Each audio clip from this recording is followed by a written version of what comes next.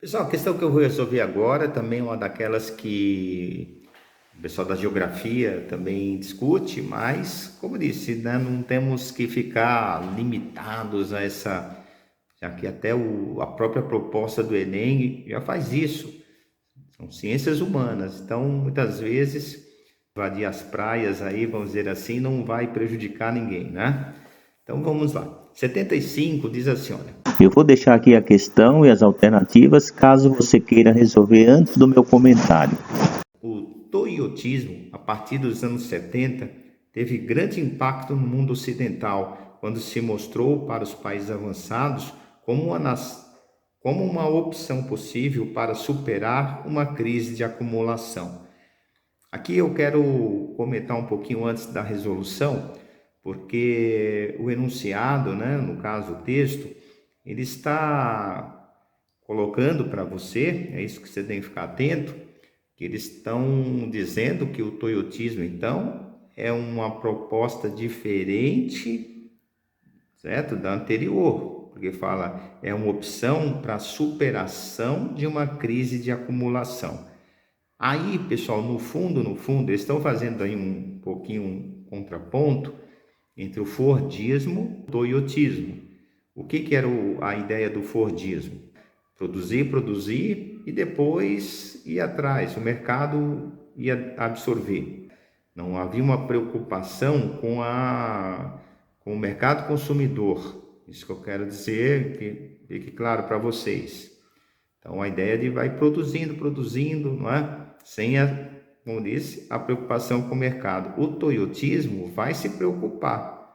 Então, nas entrelinhas está colocado isso, quando, como já disse, ele no final coloca, que é, né, se mostrou para os países avançados uma opção possível para superar a crise de acumulação. Que crise de acumulação é essa que ele está se referindo? Foi aquela que deu origem à crise de 29, certo? Deve se lembrar que a crise de 29 foi gerada, entre outros fatores, por uma superprodução. Se produziu, né, além da possibilidade de consumo.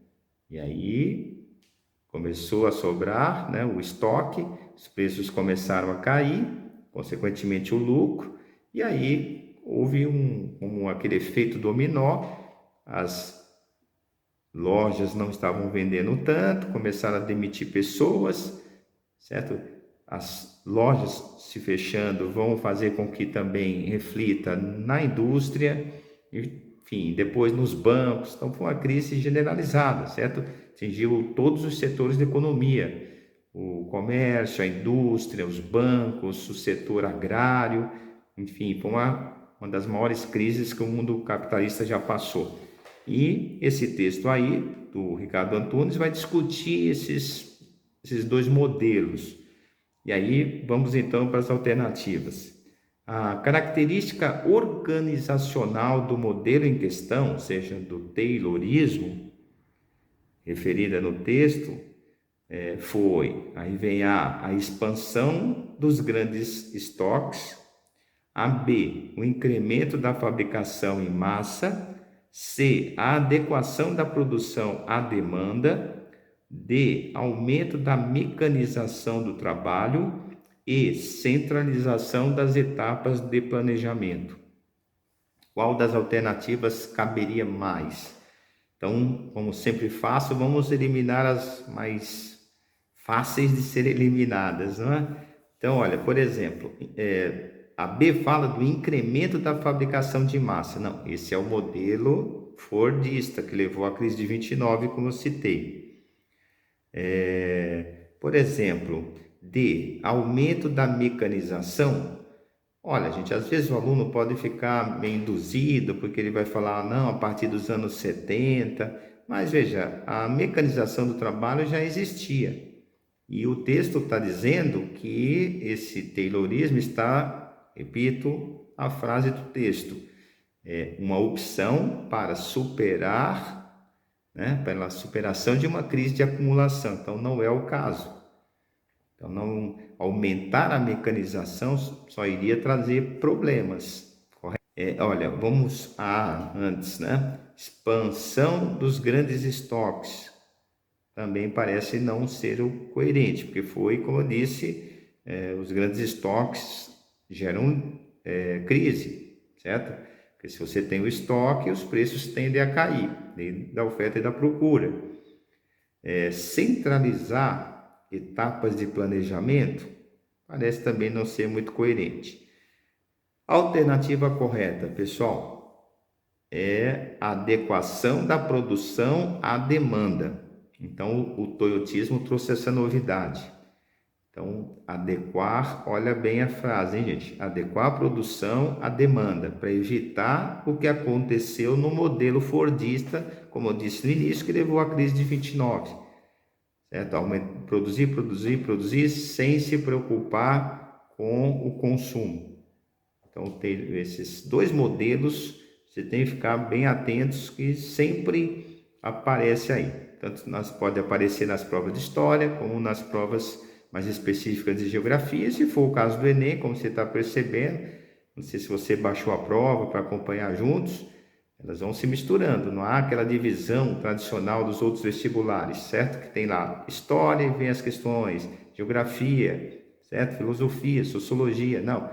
Humanas vai jogando lá, o Enem vai colocando, e realmente ciências humanas não precisa, como eu disse, ficar guardada nessas gavetinhas, certo? Então, se dá para a gente resolver, vamos resolver. Às vezes é uma questão mais filosofia mais pura, sociologia mais, geografia mais física, né? Ou outros aspectos aí, vai fugir aqui a minha alçada, e eu não quero me meter. Mas onde dá a geografia econômica, certo? A filosofia política, dá para a gente invadir a praia deles, não é? Pessoal, hoje eu vou ficar por aqui. Geralmente nos meus quadros, nos meus vídeos, no caso, eu coloco uma média aí de 3, 4 questões e a gente vai resolvendo a prova inteira. Você vai me procurando aí, se você não viu os outros, você vai me procurando aí no meu canal, você vai achar todos eles. Eu estou resolvendo os 3 últimos anos, 19, 20 e 21, FUVEST, Enem e alguns outros vestibulares também. Então é isso, pessoal. Se você está gostando, dá um like, ajuda a gente a manter o canal aqui. E eu te aguardo aí, então, nas próximas aulas, nos próximos vídeos, nas próximas provas. Legal? Então é isso, forte abraço, rapazes e garotas que estão acompanhando ali o meu canal.